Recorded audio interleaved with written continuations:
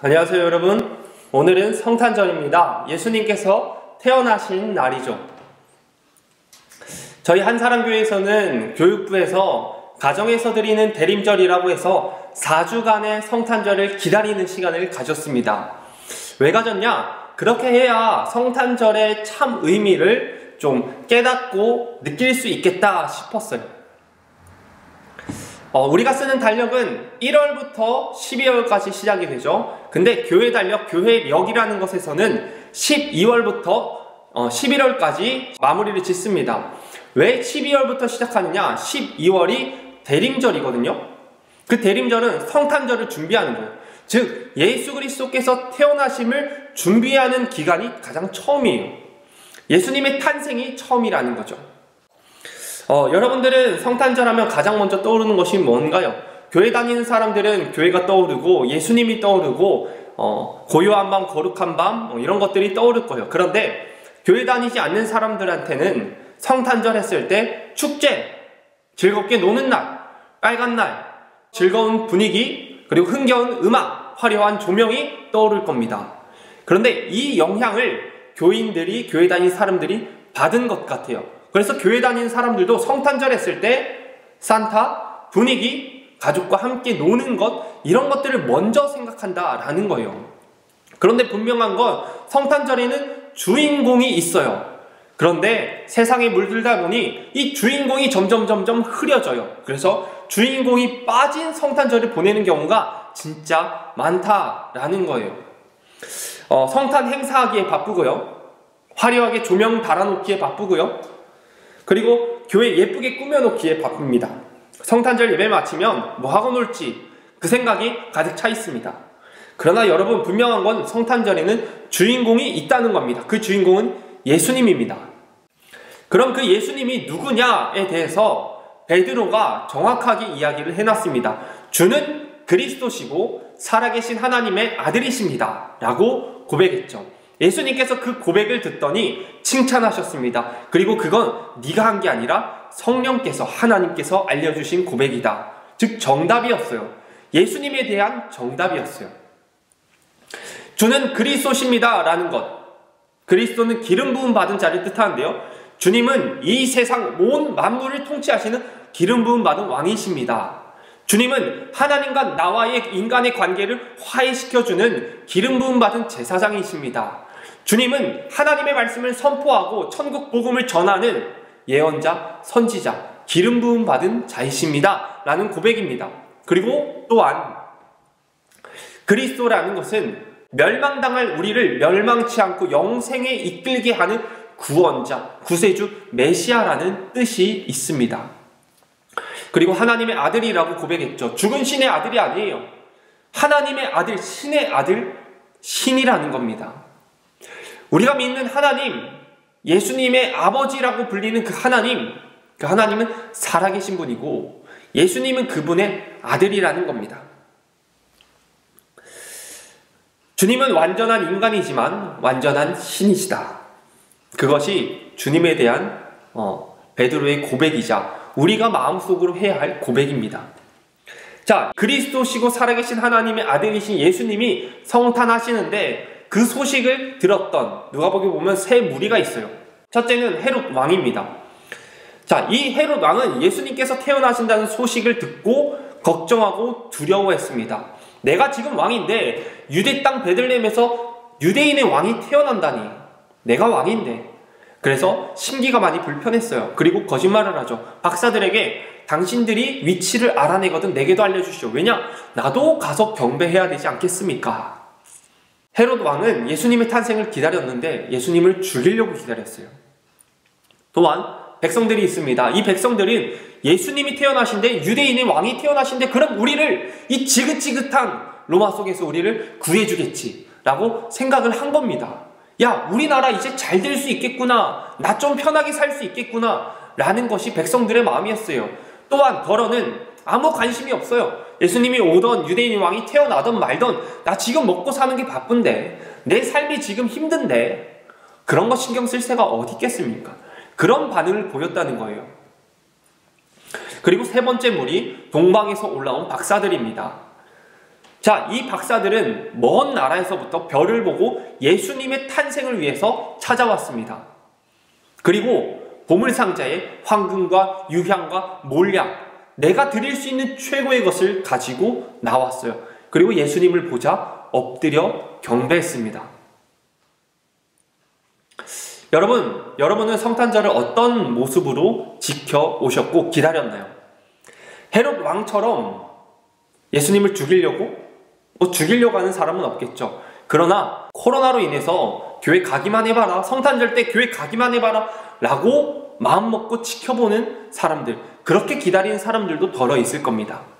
또한 성탄절 때 장사 얼마나 잘 돼요? 성탄절 때 얼마나 내 이득을 낼 수 있어요? 얼마나 편히 쉴 수 있어요?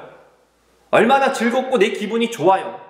그래서 기다리는 사람도 있고, 성탄절 있으나 마나 별 신경 안 쓰는 사람도 있어요. 그런데 바라기는 여러분 모두가 박사들처럼, 동방에서 올라온 박사들처럼 최고의 것을 준비해서 성탄절을 기다렸기를 바랍니다. 그렇게 기다려야 된다는 거예요. 자, 그러면은 내 최고의 것, 박사들은 황금과 유향과 몰약을 갖고 왔어요. 그럼 여러분은 뭘 준비하겠나요? 뭘 준비했나요? 성탄 헌금을 많이 드릴 건가요? 봉사할 건가요? 구제할 건가요? 화려하게 예쁘게 꾸미는데 일할 건가요? 여러 가지 좋아요. 그런 것들 다 필요합니다. 그런데 진짜 하나님께서 받고 싶어 하시는 그것을 하나님께 드려야 되는데, 그게 뭐다? 마음이다. 내 마음을 하나님께 드려야 된다라는 겁니다. 성탄절 헌금 아무리 많이 들어도 마음이 없으면 하나님께서 받으시겠어요? 구제 봉사 열심히 했습니다. 근데 마음이 없으면, 하나님을 향한 마음이 없으면 그거 하나님이 별로 좋아하시지 않지 않을까요? 가장 중요한 거는 내 마음의 방을 주님께 내어드리는 겁니다. 오늘 말씀해 보니 예수님께서 태어나실 당시에 호적이라는 것을 했습니다. 인구조사를 해야 됐어요. 요셉과 마리아만 했느냐? 아니요. 주변에 있는 사람들 다 했어요. 그래서 다 고향으로 갑니다. 유대 땅 베들레헴으로 많이들 갔어요. 가는데 마리아가 임신해 있으니까 아파서 아기가 나올 것 같은 거예요. 그래서 방문을 두드립니다. 문 좀 열어달라고, 내가 아기 낳겠다고. 아프다고, 문 좀 열어달라고, 아기가 나올 것 같다고. 근데 아무도 방이 없어요. 방을 내어주질 않아요. 그럴만도 하죠. 호적하니까 다른 지역에서 사람들이 얼마나 많이 왔겠어요. 여관은 이미 사람들로 다 꽉 차 있다는 겁니다. 그래서 예수님께 드릴 방이 없었어요. 그 누구도 방을 양보하지도 않았고 드리지도 않았습니다. 그 중에 어떤 사람이 이렇게 이야기를 하죠. 우리 방에 마구간이 있는데 거기라도 쓰실래요? 지금 아기 낳겠다는데 마구간? 여러분 상상이 갑니까? 말도 안 되는 일이에요. 그런데 더 말도 안 되고 어이없는 일이, 당시의 집 구조를 생각해보면 또 어이가 없어요. 우리나라야 마구간 생각하면 별채로 생각하죠. 근데 당시 이스라엘 집 구조를 보면 그냥 한 방이었어요. 방이 4개가 있고 집 안에 방이 4개가 있고 그 중에 한 방이 마구간이었어요. 만약에 복층이다 그러면은 지하가 마구간이고 1층이 사람 사는 곳이었어요. 우리로 따지면 포름인데 그 중에 안방 하나 있고 자녀들 방 2개 있고 그리고 마구간이 하나 있는 거예요. 자, 여러분 상식적으로 이해가 가나요? 아니 그냥 마구간에서 잠깐만 나와서 다른 방에서 아기 낳으면 되죠. 뭐 거실에서 나와도 되잖아요. 작은 방에서 나와도 되잖아요. 근데 그 방조차 아무것도 없었고 들이지도 않았다는 겁니다. 마구간에서 태어났다는 거예요. 옆방으로 옮겨가기만 하면 되는데. 마찬가지로 예수님께서 태어나실 때 그랬는데 지금도 예수님께서 12월 25일 2020년 12월 25일 날 오시는데, 성탄하시는데 예수님이 갈 방이 있냐는 겁니다. 예수님이 편히 쉴 방이 있냐는 겁니다. 예수님은 사람의 마음에서 쉬고 싶어 하셔요. 여러분 마음의 방에서 쉬고 싶어 하십니다. 근데 여러분 마음의 방이 쉴 방이 있냐는 거예요. 게임으로 가득하죠. 일로 가득하죠. 가족들로 가득하죠. 죄로 가득하죠. 지저분하고 난장판인데 내 마음이 어떻게 예수님을 편하게 쉬게끔 하냐는 거예요. 그러기 위해서는 내 방을 청소해야죠. 정리해야죠. 그 작업이 성탄절 전에 필요하다는 거예요. 예수님께서 이 땅에 또 오실 때 내 마음속에 들어오시는데, 내가 이번 성탄절에 네 마음속에 들어갈 건데 방이 있니? 했을 때 예수님 없는데요. 아, 저기 지저분한 화장실에 계세요. 다른 방은 없어요. 라고 얘기할 건지, 아니면 마음을 준비하고 치워서 예수님, 내 마음속 가장 좋은 방을 준비해뒀습니다. 내 마음속에 오시옵소서라고 이야기할 건지, 그 준비를 대림절 때 했어야 된다는 거예요. 여러분, 지금이라도 주님, 내 마음을 비웁니다. 내 마음을 예수님께서 오실 준비를 갖추겠습니다. 하나님, 청소하겠습니다. 내 마음에 가장 귀한 그 자리, 한 자리에 주님 오시옵소서. 하나님, 그곳에서 편히 쉬시옵소서 라고 기도하고 고백하는 여러분 되길 소망합니다. 여러분, 성탄의 소식이 기쁩니까? 슬픕니까? 슬프진 않아요. 기쁘지도 않다고요? 성탄의 소식은 기쁜 소식이에요. 왜냐? 죄인인 우리가 죄인이 아닐 수 있는 길이 열렸어요. 성탄은 굿 뉴스입니다. 천국길이 열렸어요. 우리 입장에서는 너무 기쁜 소식입니다. 그런데 하나님의 입장에서는 성탄이 기쁜 소식일까요? 한번 생각해 보세요. 하나님 편에서는 성탄이 기쁜 소식일까? 예수님의 아버지 하나님이라면 이 성탄 소식이 기쁠까? 아이가 태어나면 기쁩니다. 즐겁습니다. 근데 하나님도 그러셨을까? 제가 하나님의 입장을 한번 읽어볼게요. 나의 아들아, 네가 태어나던 밤 가슴이 먹먹해서 말구유에 누워있는 널 볼 수가 없었어. 미안해.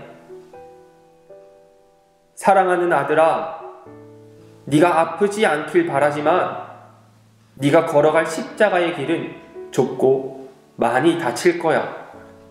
또 죽어야 해.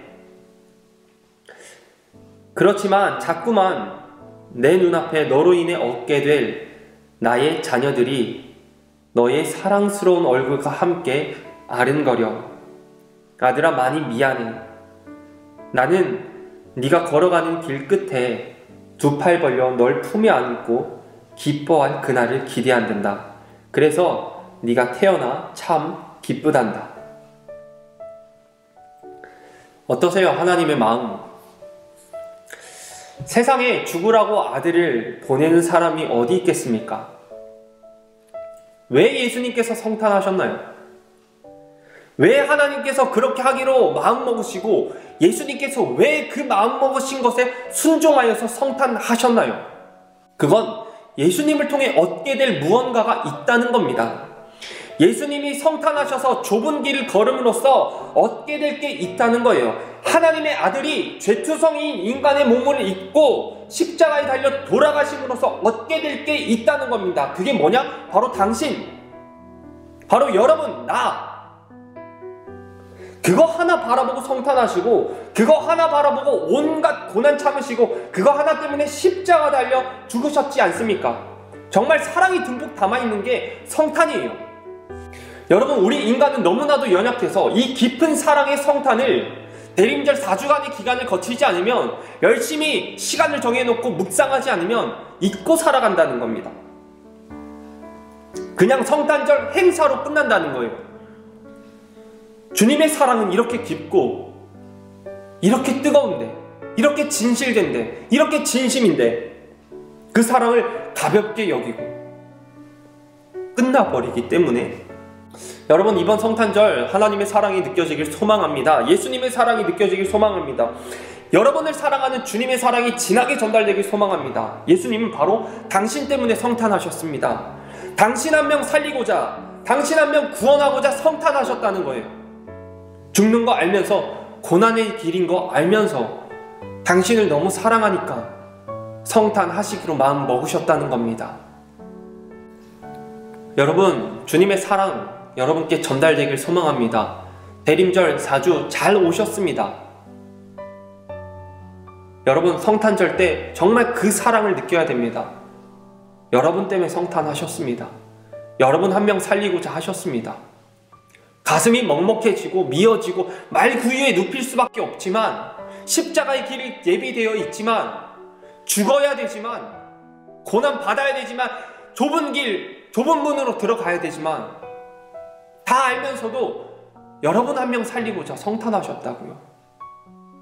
그런데도 성탄절 대충 보내시겠습니까? 그런데도 성탄절 예수님 빼고 주인공 없는 성탄절 보내겠습니까? 우리 2020년 12월 25일 이번 성탄절만큼은 주님과 함께 합시다. 주님의 그 사랑으로 채워집시다. 그리고 감사하다고, 하나님 날 위해서 성탄하셨군요.